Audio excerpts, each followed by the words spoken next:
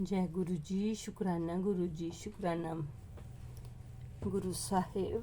ਗੁਰੂ ਜੀ ਦੀ ਆਗਿਆ ਨਾਲ ਸੰਪੂਰਨ ਸ਼ਿਵ ਮਹਾਪੁਰਾਣ ਪਹਿਲਾ ਖੰਡ 16ਵਾਂ ਅਧਿਆਇ। ਬ੍ਰਹਮਾ ਜੀ ਨੇ ਕਿਹਾ, ਹੇ ਨਾਰਦ, ਜਦ ਵੀ ਗੁਣ ਨਿਧੀ ਦਾ ਪਿਤਾ ਆਪਣੀ ਪਤਨੀ ਤੋਂ ਪੁੱਤਰ ਦੇ ਵਿਸ਼ੇ ਵਿੱਚ ਪੁੱਛਦਾ, ਉਹ ਇਸੇ ਤਰ੍ਹਾਂ ਟਾਲ ਦਿੰਦੀ ਸੀ। ਇਸ ਤਰ੍ਹਾਂ ਯਗਦੱਤ ਆਪਣੇ ਪੁੱਤਰ ਦੇ ਔਗਣਾਂ ਨੂੰ ਨਾ ਜਾਣ ਸਕੇ ਅਤੇ ਉਹ ਬਹੁਤ ਦਿਨਾਂ ਤੱਕ ਇਸੇ ਤਰ੍ਹਾਂ ਕਰਮ ਕਰਦਾ ਰਿਹਾ। ਜਦ ਉਸ ਦੀ ਉਮਰ 16 ਸਾਲਾਂ ਦੀ ਹੋਈ ਤਦ ਉਸ ਦਾ ਵਿਆਹ ਕਰ ਦਿੱਤਾ ਗਿਆ। ਪਤਨੀ ਵੀ ਪਤੀ ਵਰਤਾਸ਼ੀਲਵੰਤੀ ਅਤੇ ਸਭ ਗੁਣਾਂ ਵਾਲੀ ਮਿਲੀ। ਗੁਣ ਨਿਧੀ ਨੂੰ ਅਜਿਹੀ ਪਵਿੱਤਰ ਪਤੀਵਰਤਾ ਪਤਨੀ ਪ੍ਰਾਪਤ ਹੋਈ। ਫਿਰ ਵੀ ਉਹ ਆਪਣੀ ਬੁਰੀ ਸੰਗਤ ਅਤੇ ਬੁਰੇ ਕਰਮਾਂ ਨੂੰ ਨਾ ਤਿਆਗ ਸਕਿਆ। ਉਸ ਦੀ ਮਾਤਾ ਹਮੇਸ਼ਾ ਉਸ ਨੂੰ ਚੰਗੇ ਉਪਦੇਸ਼ ਦਿੰਦੀ ਅਤੇ ਵੱਖ-ਵੱਖ ਤਰ੍ਹਾਂ ਦੀਆਂ ਕਥਾਵਾਂ ਦੁਆਰਾ ਉੱਤਮ ਤੋਂ ਉੱਤਮ ਸਿੱਖਿਆ ਦਿੰਦੀ ਹੋਈ ਕਹਿੰਦੀ, ਹੇ ਗੁਣ ਨਿਧੀ, ਤੂੰ ਹੀ ਸਾਡਾ ਇਕਲੌਤਾ ਪੁੱਤਰ ਹੈ, ਇਸ ਲਈ ਇਨ੍ਹਾਂ ਬੁਰੇ ਕਰਮਾਂ ਨੂੰ ਤਿਆਗ ਦੇ। ਤੇਰੇ ਪਿਤਾ ਜੀ ਬਹੁਤ ਗੁੱਸੇ ਵਾਲੇ ਹਨ। ਉਹ ਅਜੇ ਤੇਰੇ ਔਗਣਾਂ ਨੂੰ ਤੋਂ ਜਾਣੂ ਨਹੀਂ ਹਨ, ਕਿਉਂਕਿ ਮੈਂ ਬਹੁਤ ਪੁੱਛਣ ਤੇ ਵੀ ਉਹਨਾਂ ਨੂੰ ਕੁਝ ਨਹੀਂ ਦੱਸਿਆ। ਇਸ ਲਈ ਹੁਣ ਤੱਕ ਉਹਨਾਂ ਤੋਂ ਬਚਿਆ ਹੋਇਆ ਸੀ। ਜੇ ਕਿਸੇ ਦਿਨ ਉਹਨਾਂ ਨੂੰ ਇਹਨਾਂ ਕਰਮਾਂ ਦਾ ਪਤਾ ਲੱਗ ਗਿਆ ਤਾਂ ਉਹ ਮੈਨੂੰ ਤੇ ਤੈਨੂੰ ਦੋਵਾਂ ਨੂੰ ਸਜ਼ਾ ਦੇਣਗੇ। ਇਸ ਤੋਂ ਚੰਗਾ ਹੈ ਕਿ ਉਹਨਾਂ ਨੂੰ ਪਤਾ ਲੱਗਣ ਤੋਂ ਪਹਿਲਾਂ ਹੀ ਤੂੰ ਬੁਰੀ ਸੰਗਤ ਨੂੰ ਤਿਆਗ ਕੇ ਚੰਗੇ ਕਰਮ ਕਰ। ਹੇ ਪੁੱਤਰ, ਤੇਰੀ ਪਤਨੀ ਬੁੱਧੀਮਾਨ, ਬਹੁਤ ਸੋਹਣੀ ਅਤੇ ਉੱਚ ਕੁਲ ਦੀ ਹੈ। ਉਸੇ ਤਰ੍ਹਾਂ ਤੂੰ ਵੀ ਗੁਣੀ ਅਤੇ ਉੱਚੇ ਕੁਲ ਦਾ ਹੈ। ਅਜਿਹੀ ਪਤਨੀ ਦੇ ਨਾਲ ਸੁੱਖ ਨਾਲ ਆਪਣਾ ਜੀਵਨ ਬਤੀਤ ਕਰ। ਆਪਣੀ ਇਸਤਰੀ ਦਾ ਤਿਆਗ ਕਰਨਾ ਮਹਾ ਪਾਪ ਹੈ। ਤੂੰ ਪਿਤਾ ਦੇ ਧਰਮ ਤੇ ਚੱਲ, ਨਹੀਂ ਤਾਂ ਸਾਰਾ ਸੰਸਾਰ ਤੈਨੂੰ ਬੁਰੀ ਨਜ਼ਰ ਨਾਲ ਦੇਖੇਗਾ। ਤੂੰ ਹੋਰ ਘਰਾਂ ਦੇ ਮੁੰਡਿਆਂ ਨੂੰ ਦੇਖ, ਉਹ ਰੋਜ਼ ਵੇਦ ਪਾਠ ਕਰਦੇ ਹਨ। ਜਦ ਇੱਥੇ ਦੇ ਰਾਜੇ ਨੂੰ ਤੇਰੇ ਔਗਣਾਂ ਬਾਰੇ ਪਤਾ ਲੱਗੇਗਾ ਤਾਂ ਉਹ ਤੇਰੇ ਪਿਤਾ ਜੀ ਨੂੰ ਨਾਰਾਜ਼ ਹੋ ਕੇ ਉਹਨਾਂ ਦੀ ਮਾਸਕ ਤਨਖਾਹ ਦੇਣਾ ਬੰਦ ਕਰ ਦੇਵੇਗਾ।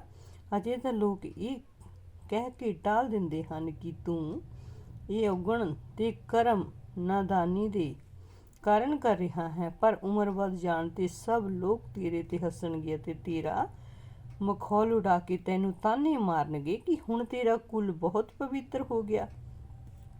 ਉਹ ਤੇਰੇ ਪਿਤਾ ਜੀ ਦੀ ਬੁਰਾਈ ਕਰਨਗੇ ਅਤੇ ਇਹਨਾਂ ਸਭ ਕਾਰਨਾਂ ਨਾਲ ਤੇਰੇ ਪਿਤਾ ਨਰਕ ਦੇ ਪਾਤਰ ਬਣਨਗੇ। ਸਭ ਲੋਕ ਇਸ ਦਾ ਦੋਸ਼ੀ ਮੈਨੂੰ ਹੀ ਠਹਿਰਾਉਣਗੇ। ਉਹ ਕਹਿਣਗੇ ਕਿ ਇਸੇ ਨੇ ਪਾਪ ਕਰਮ ਨਾਲ ਗਰਭ ਧਾਰਨ ਕਰਕੇ ਅਜਿਹੇ ਪੁੱਤਰ ਨੂੰ ਜਨਮ ਦਿੱਤਾ ਹੈ, ਕਿਉਂਕਿ ਤੇਰੇ ਪਿਤਾ ਤਾਂ ਬਹੁਤ ਸੱਚੇ ਸੁੱਚੇ ਬੰਦੇ ਹਨ। ਉਹ ਵੇਦ ਅਤੇ ਧਰਮ ਸ਼ਾਸਤਰਾਂ ਦੇ ਗਿਆਤਾ ਹਨ। ਮੈਂ ਵੀ ਆਪਣੇ ਪਤੀ ਦੇ ਇਲਾਵਾ ਕਿਸੇ ਪੁਰਸ਼ ਨੂੰ ਨਹੀਂ ਜਾਣਦੀ ਅਤੇ ਪਤੀ ਪਵਿੱਤਰਤਾ ਅਤੇ ਸੱਚੇ ਮਨ ਨਾਲ ਘਰ ਦੇ ਕੰਮਾਂ ਵਿੱਚ ਰੁੱਝੀ ਰਹਿੰਦੀ ਹਾਂ। ਪਰ ਇਹ ਸਭ ਭਗਵਾਨ ਦੀ ਇੱਛਾ ਹੈ ਕਿ ਮੇਰੇ ਗਰਭ ਤੋਂ ਤੇਰੇ ਵਰਗਾ ਮੈਨੂੰ ਦੁੱਖ ਦੇਣ ਵਾਲਾ ਕਪੂਤ ਪੈਦਾ ਹੋਇਆ। ਇਸ ਤਰ੍ਹਾਂ ਗੁਣ ਨਿਧੀ ਦੀ ਮਾਤਾ ਕਈ ਉਪਦੇਸ਼ ਦਿੰਦੀ, ਵੱਖ-ਵੱਖ ਤਰ੍ਹਾਂ ਸਮਝਾਉਂਦੀ, ਪਰ ਗੁਣ ਨਿਧੀ ਤੇ ਉਸਦਾ ਕੋਈ ਅਸਰ ਨਹੀਂ ਪੈਂਦਾ ਸੀ। ਬ੍ਰਹਮਾ ਜੀ ਕਹਿਣ ਲੱਗੇ, ਹੇ ਨਾਰਦ, ਗੁਣ ਨਿਧੀ ਨੂੰ ਜੇ ਮੇਰੇ ਵਰਗਾ ਵੀ ਕੋਈ ਗੁਰੂ ਮਿਲਦਾ ਤਾਂ ਵੀ ਉਹ ਮੂਰਖ ਦੇ ਮਨ ਵਿੱਚ ਬੁੱਧੀ ਪੈਦਾ ਨਾ ਹੁੰਦੀ। ਗੁਣ ਨਿਧੀ ਦੀ ਮਾਤਾ ਉਪਦੇਸ਼ ਕਰਦੇ ਕਰਦੇ ਥੱਕ ਗਈ, ਪਰ ਗੁਣ ਨਿਧੀ ਤੇ ਕੋਈ ਅਸਰ ਨਾ ਹੋਇਆ। ਉਹ ਸਦਾ ਜੂਆ ਖੇਡਦਾ, ਚੋਰੀ ਕਰਦਾ, ਸ਼ਰਾਬ ਪੀਂਦਾ ਅਤੇ ਪਰਾਈਆਂ ਔਰਤਾਂ ਨਾਲ ਭੋਗ ਕਰਨ ਵਿੱਚ ਆਪਣਾ ਸਮਾਂ ਬਤੀਤ ਕਰਦਾ ਸੀ। ਇਸ ਤਰ੍ਹਾਂ ਉਸਨੇ ਕੁਝ ਹੀ ਦਿਨਾਂ ਵਿੱਚ ਪਿਤਾ ਦਾ ਧਨ ਚੁਰਾ ਕੇ ਜੂਏ, ਭੋਗ ਅਤੇ ਪਰਾਈਆਂ ਔਰਤਾਂ ਉੱਤੇ ਖਰਚ ਕਰ ਦਿੱਤਾ। ਇਸ ਤਰ੍ਹਾਂ ਉਹ ਗਰੀਬ ਹੋ ਗਿਆ। ਉਸਦੇ ਪਿਤਾ ਨੇ ਜਿੰਨੇ ਕੀਮਤੀ ਰਤਨ ਅਤੇ ਵਧੀਆ ਕੱਪੜੇ ਆਪਣੀ ਵਿਦਿਆ ਦੇ ਪ੍ਰਭਾਵ ਨਾਲ ਰਾਜੇ ਵੱਲੋਂ ਪ੍ਰਾਪਤ ਕੀਤੇ ਸਨ, ਉਹਨਾਂ ਵਿੱਚੋਂ ਕੁਝ ਵੀ ਨਹੀਂ ਬਚਿਆ ਸੀ। ਤਦ ਇੱਕ ਦਿਨ ਗੁਣ ਨਿਧੀ ਨੇ ਆਪਣੇ ਪਿਤਾ ਨੂੰ ਚੰਗੀ ਨੀਂਦ ਵਿੱਚ ਸੁੱਤੇ ਦੇਖ ਕੇ ਉਸਦੇ ਹੱਥ ਵਿੱਚੋਂ ਅੰਗੂਠੀ ਉਤਾਰ ਲਈ ਅਤੇ ਉਸਨੂੰ ਜੁਆਰੀਆਂ ਦੇ ਨਾਲ ਦਾਅ ਤੇ ਲਗਾ ਦਿੱਤਾ। ਜੁਆਰੀਆਂ ਨੇ ਉਸ ਅੰਗੂਠੀ ਨੂੰ ਵੀ ਜਿੱਤ ਲਿਆ। ਇੱਕ ਦਿਨ ਅਚਾਨਕ ਉਸਦੇ ਪਿਤਾ ਜਗਦੱਤ ਨੇ ਉਸ ਅੰਗੂਠੀ ਨੂੰ ਇੱਕ ਜੁਆਰੀ ਦੇ ਕੋਲ ਦੇਖ ਕੇ ਪਛਾਣ ਲਿਆ। ਉਹਨਾਂ ਨੇ ਉਸ ਆਦਮੀ ਨੂੰ ਇੱਕ ਪਾਸੇ ਕਰਕੇ ਪੁੱਛਿਆ ਕਿ ਤੈਨੂੰ ਇਹ ਅੰਗੂਠੀ ਕਿੱਥੋਂ ਮਿਲੀ ਹੈ। ਉਸ ਜੁਆਰੀ ਨੇ ਉੱਤਰ ਦਿੱਤਾ, ਇਹ ਅੰਗੂਠੀ ਅਤੇ ਇਸੇ ਤਰ੍ਹਾਂ ਦੀਆਂ ਕਈ ਅੰਗੂਠੀਆਂ ਮੇਰੇ ਪਿਤਾ ਦੇ ਘਰ ਹਨ। ਲੱਗਦਾ ਹੈ ਪਰਾਇਆ ਧਨ ਦੇਖ ਕੇ ਤੇਰਾ ਮਨ ਲਲਚਾ ਰਿਹਾ ਹੈ। ਭਲਾ ਤੂੰ ਅਜਿਹੀ ਚਲਾਕੀ ਕਿਹਦੇ ਤੋਂ ਸਿੱਖੀ ਹੈ? ਤਦ ਜਗਦੱਤ ਨੇ ਗੁੱਸੇ ਵਿੱਚ ਆ ਕੇ ਪੁੱਛਿਆ, ਹੁਣ ਤੂੰ ਹਾਸਾ ਮਜ਼ਾਕ ਛੱਡ ਅਤੇ ਚਲਾਕੀਆਂ ਆਦਿ ਛੱਡ ਕੇ ਇਸ ਅੰਗੂਠੀ ਬਾਰੇ ਸੱਚ-ਸੱਚ ਦੱਸ ਦੇ ਕਿ ਤੂੰ ਇਹ ਕਿੱਥੋਂ ਪ੍ਰਾਪਤ ਕੀਤੀ ਹੈ? ਮੈਂ ਇਸ ਨੂੰ ਰਾਜੇ ਤੋਂ ਪ੍ਰਾਪਤ ਕੀਤਾ ਹੈ ਅਤੇ ਤੂੰ ਇਸ ਨੂੰ ਲੈ ਕੇ ਨਹੀਂ ਜਾ ਸਕਦਾ। ਇਸ ਤਰ੍ਹਾਂ ਜਦ ਉਹਨਾਂ ਨੇ ਬੜੀ ਨਿਡਰਤਾ ਨਾਲ ਜੁਆਰੀ ਨੂੰ ਪੁੱਛਿਆ ਤਾਂ ਉਸਨੇ ਸਭ ਸੱਚ ਗੱਲ ਦੱਸ ਦਿੱਤੀ ਅਤੇ ਕਿਹਾ, ਤੁਸੀਂ ਮੈਨੂੰ ਡਰਾਉਂਦੇ ਕਿਉਂ ਹੋ, ਧਮਕਾਉਂਦੇ ਕਿਉਂ ਹੋ? ਮੈਂ ਕੋਈ ਚੋਰੀ ਨਹੀਂ ਕੀਤੀ। ਇਹ ਕੀ ਹੋਰ ਵੀ ਬਹੁਤ ਸਾਰੀਆਂ ਚੀਜ਼ਾਂ ਹਨ ਜੋ ਮੈਂ ਤੇਰੇ ਮੁੰਡੇ ਕੋਲੋਂ ਜੂਏ ਵਿੱਚ ਜਿੱਤੀਆਂ ਹਨ।